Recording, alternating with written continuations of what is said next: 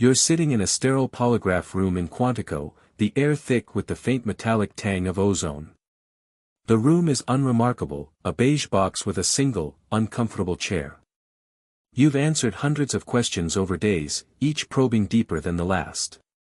The polygrapher, a woman with eyes that betray no emotion, offers a final, almost casual question about a past decision you made, one you thought buried. She doesn't raise her voice. She doesn't change her expression. She simply says, "We know." The door behind you clangs shut, not with a bang, but a definitive click. Your old life just ended. Level 1, the new agent trainee. The grit of the Quantico firing range floor is perpetually under your boots, a fine dust of lead and cordite that invades everything. Every morning, the piercing sound of reveille at 0430 hours jolts you awake. Your gear, a standard-issue Glock 19 and M4 carbine, feels alien, an extension of an unfamiliar, violent self. The average trainee carries 25 pounds of training equipment during tactical exercises in Hogan's Alley. You make a split-second decision in a simulated hostage crisis, your heart a frantic drum against your ribs. You hesitate, a fraction of a second too long, before engaging a non-threatening target, failing to distinguish between a prop and a threat. This is where your individuality begins to erode. You are not a thinker, you are a responder. Your only currency of power is your ability to conform, to absorb the doctrine. The failure state is simple: wash out, a one-way ticket back to civilian life, your dreams of service dissolving into a quiet shame. The gut punch is the realization that your personal morality is secondary to the mission parameters. You gain nothing but exhaustion, losing the comfort of your previous identity with every drill. The selection event is the final physical fitness test, a grueling crucible measuring raw endurance and mental fortitude after 20 weeks of training. Level 2, the probationary agent. The smell of stale coffee and cheap office cleaner permeates your cubicle in the Washington field office. You listen to the low hum of ancient server racks and the constant murmur of 100 hushed conversations. You are assigned to a public corruption squad, your desk a temporary landing spot, barely 30 square feet of personal space. Your current salary is a GS-10, Step 1, approximately $64,000 annually, with 25% law enforcement availability pay added for the expected 50-hour weeks. You are tasked with analyzing 1,500 pages of financial records, searching for discrepancies. A senior agent barks at you to find a specific transaction. You have minutes. You find it, buried in a subsidiary ledger, saving a day of investigation. You begin to understand that precision is your shield, your identity slowly shifting from recruit to cog. Your currency is your capacity for tireless, meticulous work, the ability to disappear into data. The failure state. A mistake that compromises an investigation, leading to a target's escape, or worse, your dismissal for incompetence. The gut punch is recognizing that your worth is measured solely by your output, not your effort. You gain marginal trust, but lose any illusion of a normal work-life balance. The selection event is surviving your 2-year probationary period, proving you can handle the grind without breaking. Level 3, the field agent. The metallic tang of spent brass clings to your clothes after a day at the range, the sharp crack of .40 SNW rounds still echoing in your ears. You wear an average of 30 pounds of kit, including a ballistic vest and a SIG Sauer P320. You operate an encrypted SATCOM phone, its sterile interface a constant link to a world of classified information. Your salary, a GS-13, Step 5, now sits around $110,000, boosted by LEAP. You are leading a surveillance team on a domestic terrorism suspect in Northern Virginia. A last-minute change in the target's pattern forces an immediate decision: maintain covert distance or risk a closer, more overt approach to prevent a potential threat. You choose the closer approach, sacrificing optimal cover for immediate threat mitigation, a move that could expose your team. The target is apprehended without incident, due to your instinct.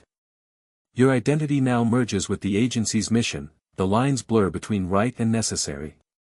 Your currency is your operational expertise, your ability to read the street.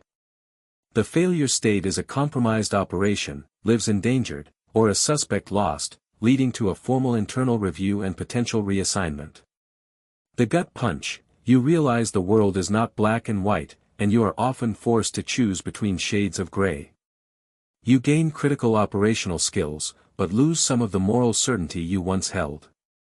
The selection event is successfully leading multiple complex investigations, proving you can manage risk and deliver results under pressure.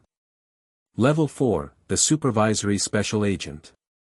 The sterile, dry air of the secure conference room in your field office in Los Angeles is a familiar sensation. The low, steady hum of the HVAC system is the soundtrack to your decisions.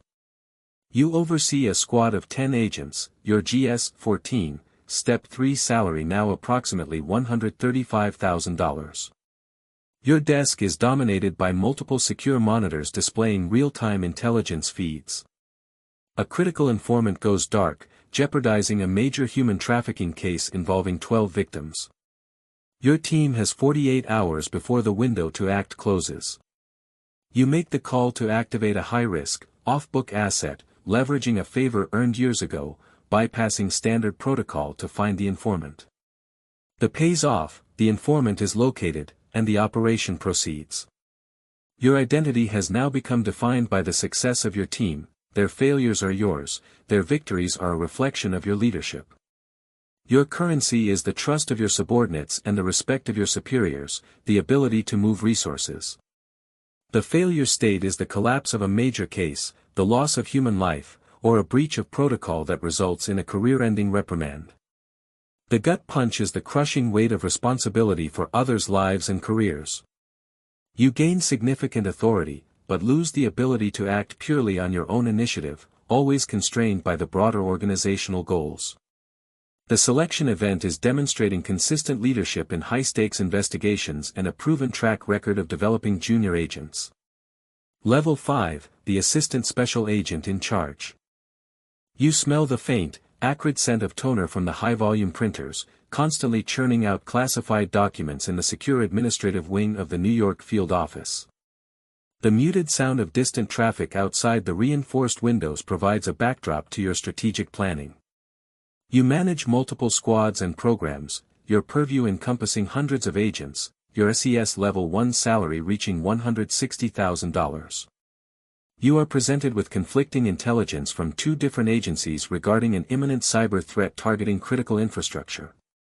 One source suggests a state actor, the other points to a domestic group. You must decide which intelligence stream to prioritize for resource allocation within the next hour. You cross-reference open-source intelligence with your secure human channels, identifying a subtle pattern that corroborates the domestic threat, shifting resources accordingly. The threat is neutralized. Your identity is now less about doing and more about directing, a conductor of complex operational orchestras. Your currency is your access to high-level intelligence and your capacity to influence interagency cooperation. The failure state is a catastrophic intelligence failure, a significant attack on U.S. soil, or a public scandal that erodes agency trust. The gut punch is the cold understanding that every decision impacts thousands, often indirectly, and you will never see the full scope of the ripple. You gain immense strategic influence, but lose the personal satisfaction of direct action.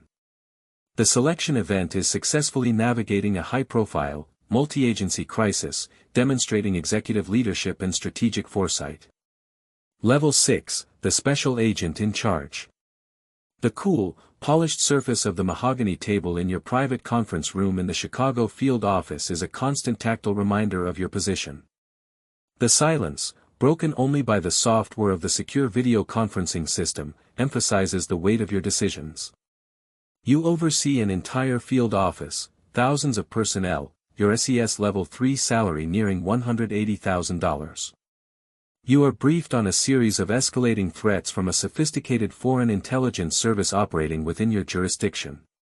You must approve a highly sensitive counterintelligence operation that carries a significant risk of international diplomatic fallout if exposed. You authorize the operation, knowing the potential consequences, but convinced of the necessity to protect national security.